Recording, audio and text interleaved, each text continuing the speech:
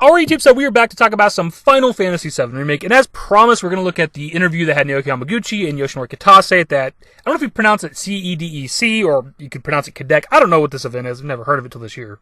Now, as with the majority of the interviews we look at, most of this we don't have to read or look at. A lot of it's repeated questions, repeated answers. Why did y'all make Remake? What new battle system versus old ATB system, etc., etc.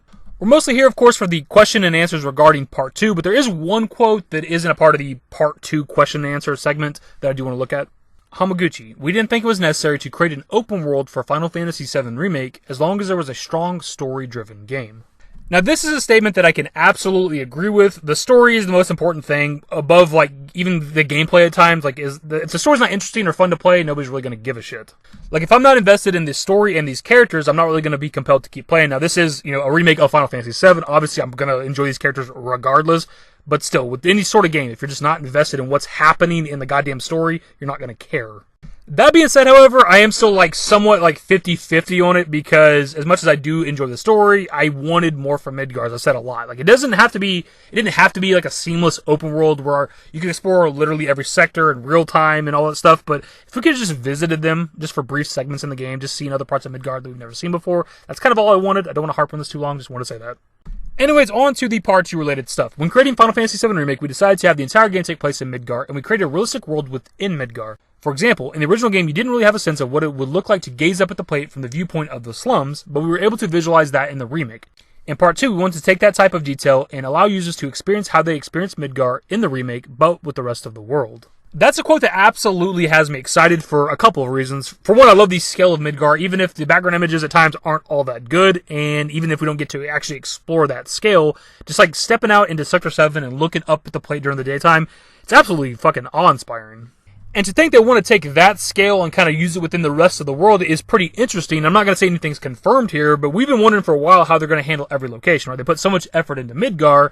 Are they really going to handle the other locations around the world to that degree? And it kind of seems like they want to. The first thing that comes to mind for me that kind of excites me when I think about this is the gold saucer. The world map icon of the gold saucer is really tall and massive compared to probably, if I'm not mistaken, every other world map icon in the original FF7. So how big is that going to be? And can you imagine walking up to the gold saucer, assuming that there's some sort of open world or at least big map to explore, and just seeing gold saucer off in the distance and eventually walking up to it, or when we're in the desert and you can look at it when you're really close. I'm super excited to see that, the scale of gold saucer. How big is that place really supposed to be? Kitase, those who played the original game probably know what happens in the story and are curious as to what will happen now. However, because they know the story, that gives us the opportunity to deliver them something that they expect that allows them to think, oh, so this is what actually happened.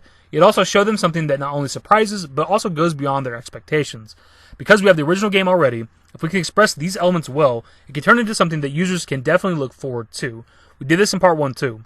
For those who played Part 1, they already have an idea of what kind of game we are making. We want to create a game that lives up to their expectations, but also throws them off. In a good way, though.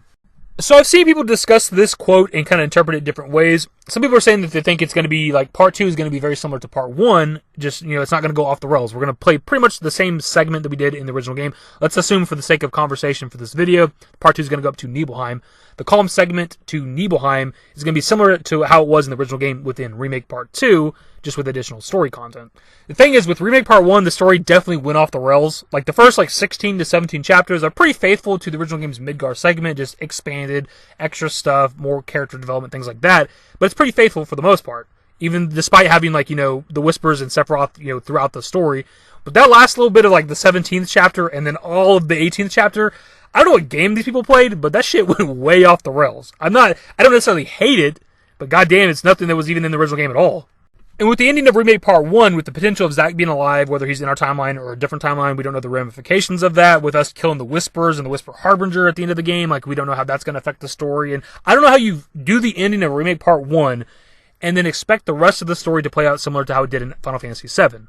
I'm hopeful that it's at least similar to how Part 1 was, where it's essentially the same story with just extra stuff, but I just don't know if I want any more of this, the Whisper Harbinger and weird stuff like that. That just took a hard left turn with that final chapter of Remake, and I don't want any more of that shit, personally. I don't mind new stuff, I just don't want more of that. This is probably my favorite quote from the interview. In Final Fantasy XIII, a lot of the map consisted of a set pathway, but during the latter half of the game, it opens up to a large field map. I really enjoy that aspect, and I hope that something like that happens for Part 2. Everyone laughs. Hamaguchi, I'll take note of that. For one, this is a statement that I can absolutely agree with. I've trashed 13 on the channel quite a lot, and I still will going forward, but that aspect of the game I did enjoy. Once you're going through this like set pathway, super linear for most of the game, and once you get to that open field area, I don't know what it's called, haven't played through 13 in a long time, like that part of the game was actually enjoyable, having a bit of free roam. That's what I want from Part 2 and beyond. If more of Final Fantasy 13 was like the Grand Pulse segment, I probably would have enjoyed that game just a little bit more, man. And I'm pretty sure the remake developers are aware that that's what most of the community is wanting and expecting when it comes to Part 2. We are leaving the walled-in city of Midgar. I think a linear gameplay works within Midgar, even if I wanted more from it. We're in a walled-in city that's separated by sectors. It makes a lot of sense. But now going forward, we are opened up to the rest of the world of Gaia, and there is an expectation that comes with that. And I don't know how you handle the rest of the world without it being, open world map type of thing, pseudo open world, big maps that are separated by like load screens and things. Like, I don't know how you handle it. When I've talked in the past about Part 2 and beyond being open world, I don't necessarily mean that the entire world is seamless. Like, you can travel from Midgar to the Icicle Inn, 0 load screens, no problem. But at a certain point within the project, it's almost going to have to happen, right? Whenever we get to Highwind, for example, if we're going to get to Highwind, you have to be able to fly around the planet of Gaia. At some point, the game has to be a cohesive, seamless open world. Or it's going to have to be something like you get inside the Highwind, and then you just talk to the pilot, and you tell them where you want to go, and it's kind of like a load screen and you're there, as opposed to actually flying around the world itself. Maybe that's how they'll handle it. Hamaguchi. Well, I can't really say about the details in Part 2. There was an interesting change internally among the staff. When we were creating Part 1, most of the staff who wanted to join our team were fans of the original game. However, right now, the new staff who wants to work on the game are those who played the remake and would like to be on board with Part 2 specifically. It's cool to see this new wave of staff. So I thought that quote was kind of interesting just because like some of the newer staff that are working on the remake project are there because of the actual first game of Remake. Like, that's kind of interesting, as opposed to just being fans of the original game, which I'm sure they are as well. They're specifically wanting to work on Part 2 because of Part 1. And lastly, for the quotes that we're going to look at, Hino, for those who like the original game, do they have any specific thoughts on development? Hamaguchi, a word that pops into mind is action battle. They experienced a new type of action battle system, and they wanted to contribute to the system too. That's a key word that comes to mind. So perhaps those staff's thoughts might help evolve the action battle system. They definitely contribute different ideas that allows us to hopefully create new surprises to the battle system as well. So we've actually talked about this in the past before with a quote from a separate interview some time ago about them wanting to change and improve the battle system, and I don't know what you do exactly to change it. I know people want an improved aerial combat, which I can definitely agree with. People also want some sort of combo attacks, like, Tifa and Cloud doing some sort of combo attack on enemies, similar to what 15 did. And that would honestly be cool as well. Outside of that, I don't know. Maybe material-related stuff, I don't really know how you change it. Like, I am by no means great at the combat in this game, but it's acceptable to me. It's fine. If it's just like this in Part 2, just a little bit better, it's perfectly acceptable. And that, my dudes, will be pretty much everything that I want to look at from this interview. The biggest takeaway for me, the one that has me the most excited, is, of course, that Hamaguchi wants the rest of the world of Gaia, the rest of the world of FF7, to be to scale of Midgar. That has me excited for several locations around the map, but also stuff like the weapon enemies, the Midgar Zolom. Like, those are meant to be very, very big enemies. And I'm wondering how those fights are going to be handled if they're going to be to scale like they're supposed to be.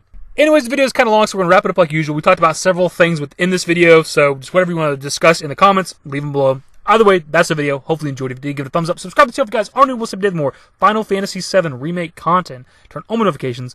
Follow me on Twitter, dashingdavidYT. I'm a Discord. Links to my social networks are in the description. Into the outro. Later, guys.